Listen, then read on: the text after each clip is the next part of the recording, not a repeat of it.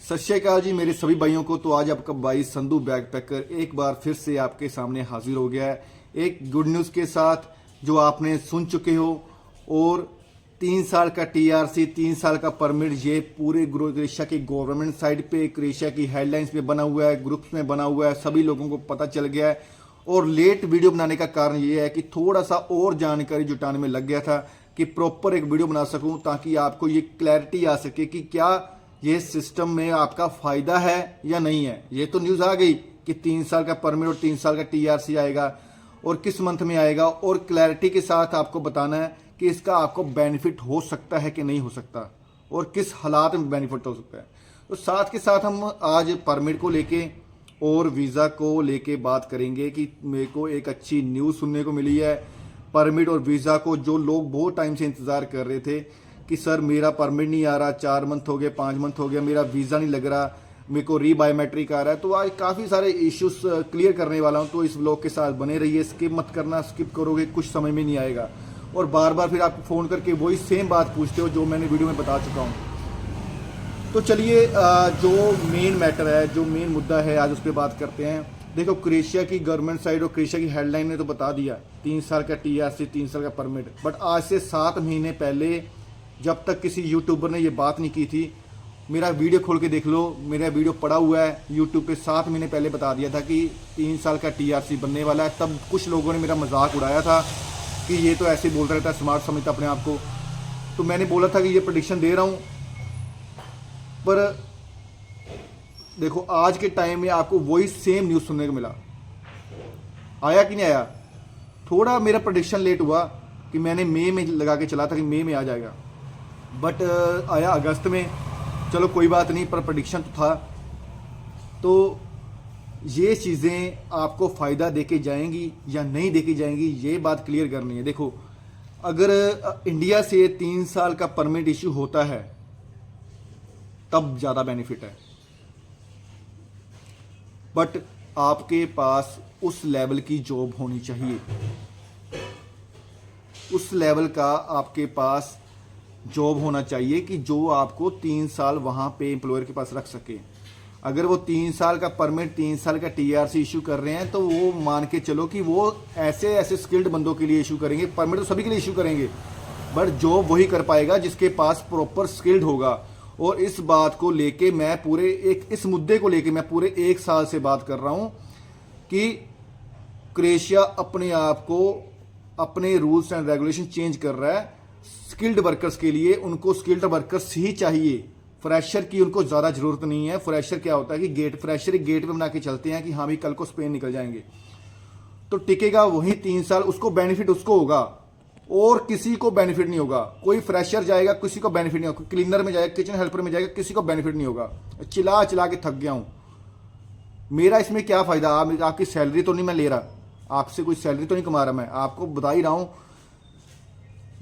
इस चीज़ का बेनिफिट वो लोग उठा पाएंगे जो कंस्ट्रक्शन लाइन में steel fixer, shuttering car, fabricator, CNC operator, JCB operator, excavator operator, किसी भी फील्ड में काम कर रहे हो, चाहे टाइल मिस्त्री है, ब्रिक मिस्त्री है, कुछ भी काम कर रहे हैं, वो लोग इसका पूरा पूरा बेनिफिट उठाएंगे। और जो लोग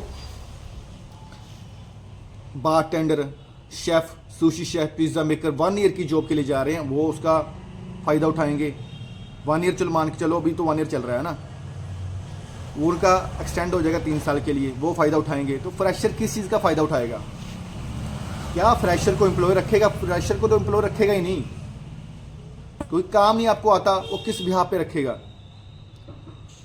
तो इस चीज़ का, इस रूल्स एंड रेगुलेशंस का फ़ायदा उठाना है। तो अभी के अभी अगर कोई फ्रेशर भी है तो कोई काम सीख के अपनी फाइल लगा दे, उसको 3 साल का परमिट तो 3 साल का टीआरसी कार्ड मिलने का पूरा पूरा फ़ायदा उठा सकता है। क्योंकि मेरे ख्याल से ये टीआरसी कार्ड स्पेन जैसा टीआरसी कार्ड होना चाहिए, बट वह नहीं बन पाएगा। इसका एक तरफ तो बेनिफिट है कि आप काम सीख के जा रहे हो, एम्प्लॉयर के पास 3 साल काम कर रहे हो, ठीक है, 3 साल का टीआरसी मिलेगा, वो काम कर रहे हो आपका।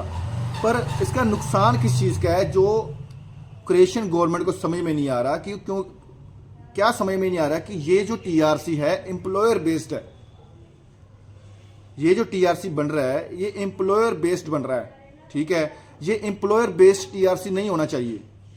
इसमें यही नुकसान है। अब तक जितने लोगों ने जॉब खोई है, जितने लोगों को काम से निकाला गया है, वो एम्प्लॉयर बेस्ड टीआरसी थी, इसलिए उनको काम से निकाल दिया गया।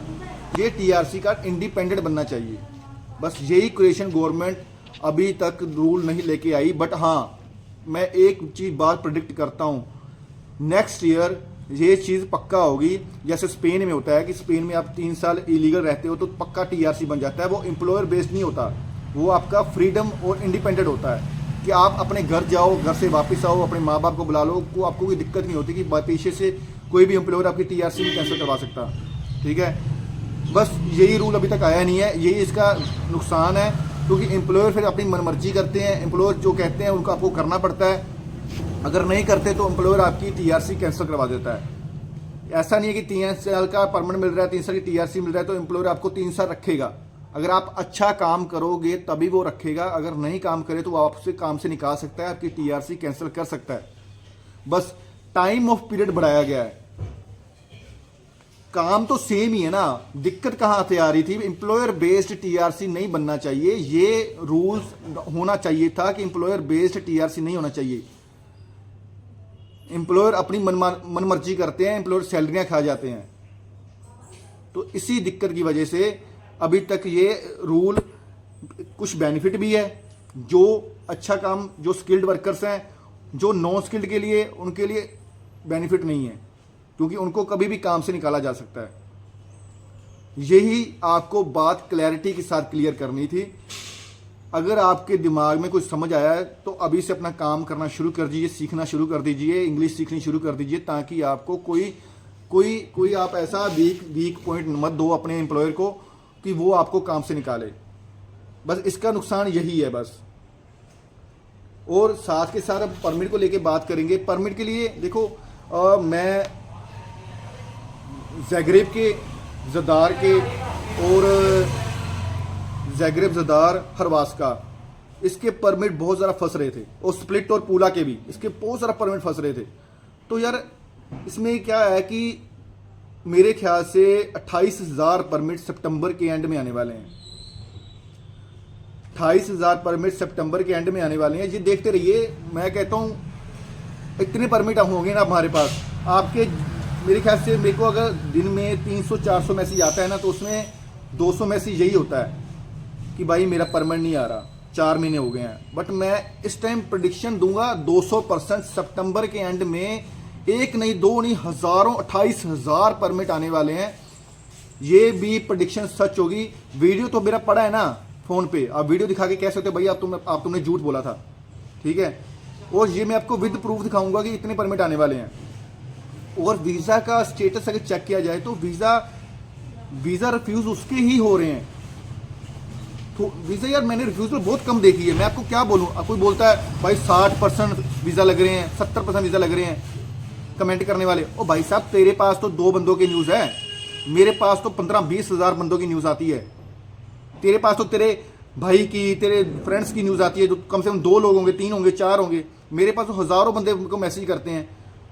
मैं इतने वीज़ा देख चुका हूँ यार, हैरानी वाली बात है। पीछे सक्सेस रेट चल रहा था 80%, अब 95% मैं श्योर हूँ कि सक्सेस रेट पूरा चल रहा है यार, इतने वीज़ा लग चुके हैं। मेरे को तो कमेंट करते हैं लोग। तो स्टेबल रहिए, सितंबर के एंड में बहुत सारे परमिट आने वाले हैं। ज़ाग्रेब के भी, ज़ाग्रेब के भी परमिट आने वाले हैं, जो जिनका फरवरी, मार्च और अप्रैल वालों के परमिट किसी टाइम भी आ सकते हैं। स्प्लिट पूला के तो आएंगे सितंबर में, पर ज़ाग्रेब के भी आने वाले हैं। स्प्लिट पूला, हरवास्का कहीं भी अप्लाई किया है, सितंबर एंड में बहुत सारे परमिट आने वाले हैं और वीज़ा की झड़ियाँ लगने वाली हैं। देखो, माइंड को नेगेटिव मत करो, पॉजिटिव रखो, पॉजिटिव चीज़ें होंगी। कंपनी आपकी गंदी नहीं होनी चाहिए, कंपनी बैंकक्रप्ट नहीं होनी चाहिए, आपका वीज़ा लगेगा। अगर फिर भी कोई डाउट क्लियर नहीं है तो मेरे से क्लियर कर सकता है। Thank you.